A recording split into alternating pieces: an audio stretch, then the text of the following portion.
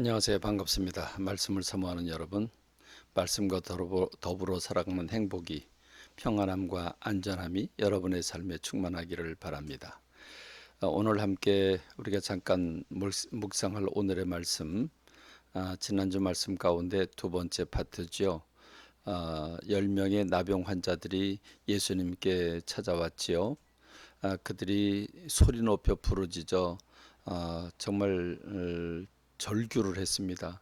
우리 주님은 이면하지 않으셨고 그들의 그 부르짖음에 응답하셔서 가서 너희들의 몸을 제사장에게 보이라고 했습니다. 제사장에게 몸을 보일 경우는 두 가지입니다.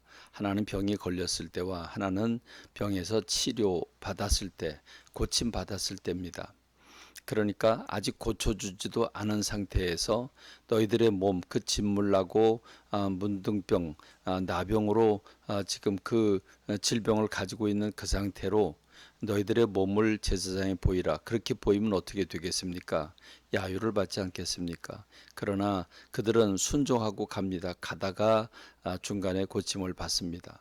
여러분 무엇을 말해주고 있습니까? 간절히 주님께 부르짖어 기도하는 것도 중요하지만 우리가 믿음으로 기도하는 게 더 중요하다는 걸 말씀해 주고 있습니다. 그 중에 한 사람이 예수님께 돌아왔을 때 예수님은 그 아홉은 어디 갔냐고 그러면서 이렇게 말합니다. 이 나병 환자의 믿음, 그 믿음을 칭찬해 주시지요. 주님께서 내가 믿은 대로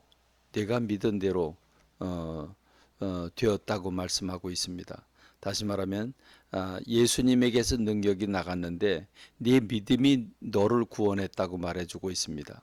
예수님이 구원해 줬습니다. 주님의 능력입니다. 그런데 주님은 주님의 능력을 강조하지 아니하고 네 믿음이 너를 구원했다. 믿음을 강조하셨습니다.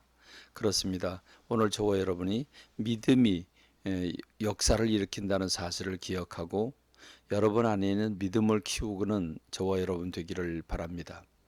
오늘 우리가 성경을 통독하지요. 마태복음 2장부터 4장, 이제 신약 성경입니다. 예수님께서 이 땅에 왜 오셨을까? 어떻게 오셨을까?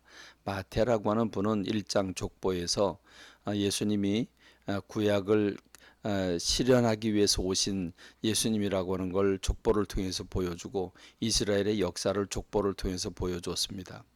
마태복음 2장부터 4장까지 이 부분을 통해서 구약의 실패한 역사, 그 현장으로 예수님이 다시 가셔서 그 이스라엘 백성들이 잃어버린 것, 인류가 잃어버린 것들을 다시 되찾아오는 모습을 볼 수 있습니다. 여러분, 마태라고 하는 분은 그 자료를 선별해서 취사 선택을 했습니다. 누가라고 하는 분은 모든 자료를 다 총동원 했습니다. 예수님에 대해서, 예수님의 탄생 기사에 대해서 이 세상에 나온 자료들을 다 모집을 했습니다. 사가랴, 엘리사벳, 목동과 천사, 사관에서 예수님을 모실 데가 없었다. 그래서 말 구육간에 예수님을 모시다. 이런 얘기들이 누가복음에 나오지만 마태복음에는 딱 한 가지만 나옵니다. 동방박사 얘기만 나옵니다. 왜 동방박사 얘기를 취사 선택했을까? 동방박사를 통해서 예수님께서 애굽으로 피신하게 되지요.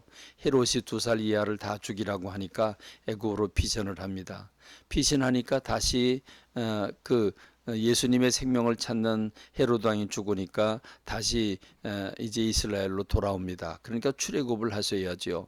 출애굽하는 과정에서 예수님께서 세례를 받으시고 또 시험을 받으십니다. 이 과정은 이스라엘 백성들이 출애굽하는 과정을 다시 연출하는 것으로 보면 되겠습니다.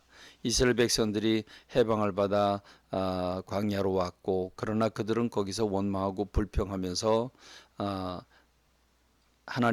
하나님의 말씀을 거절했습니다.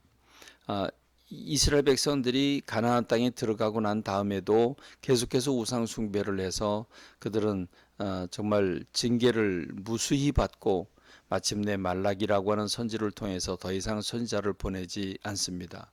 이 칠흑 같은 시기에 예수님 오셨습니다.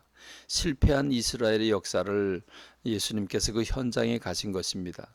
특별히 세례를 받으신 것, 예수님이 세례를 받으실 필요가 없는 죄가 없으신 분인데 인류 인생들의 그 몸을 입고 이 땅에 오신 것은 세상 사람들의 죄를 짊어지기 위해서 예수님이 십자가를 지시기 위해서 오셨기 때문에 예수님이 세례 받으시는 걸 볼 수 있죠. 그런데 예수님이 시험을 받으십니다. 광야로 가서 돌이 변해서 떡이 되게 하고 뛰어내리라고 하고 그리고 내게 절하라고 하는 유혹을 받습니다. 근데 주님 말씀으로 물리치시지요. 이 세 가지는 육신을 가진 인생들이 그 부딪힐 수밖에 없고 유혹받으면 넘어질 수밖에 없는, 아니 아담과 하와를 비롯해서 아담과 하와가 선악과를 따먹은 사건을 비롯해서 출애굽하는 과정에서 넘어진 것과 그 이후에 이스라엘 백성들이 계속해서 우상 숭배한 이 모든 것은 이 세 가지에 해당이 되지요. 그렇습니다. 돌이 변해서 떡이 되게 해라. 의식주 문제입니다. 먹고 마시는 문제입니다. 이 유혹에서 자유로울 사람이 없지요. 여기서 인생들이 무너집니다. 뛰어내려라. 자기 자랑을 하고 기사와 이적을 사모하는 인생들, 또 내게 절해라. 부귀와 영화를 또 누리기를 원하는 인생들이 여기에 넘어지는 것을 보여주고 있습니다. 그렇습니다.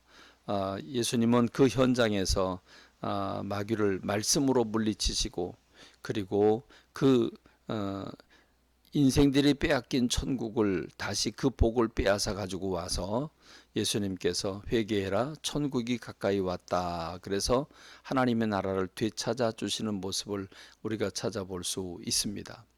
그렇습니다. 예수님은 12 제자들을 뽑으시고 두루 다니사 가르치시며 천국 복음을 전파하시며 백성 중에 모든 병과 약한 것을 고치셨다. 인류 역사상 있을 수 없는, 오직 예수 그리스도만이 하실 수 있는 일들을 이 땅에 오셔서 모든 연약한 것과 육신의 질병을 치유하시고 우리가 바라보지 못하는 하나님의 나라 천국 복음을 전하셨습니다. 기가 막힌 주님의 은혜입니다. 이 말씀을 묵상하면서 여러분 마냥 기뻐하고 감사할 뿐만 아니라 주님의 말씀을 가슴에 깊이 새기고 그 말씀을 붙잡고 승리하는 저와 여러분 되기를 바랍니다. 오늘 말씀과 더불어 동행하는 여러분 되시길 간절히 바라면서 말씀을 맺겠습니다. 감사합니다.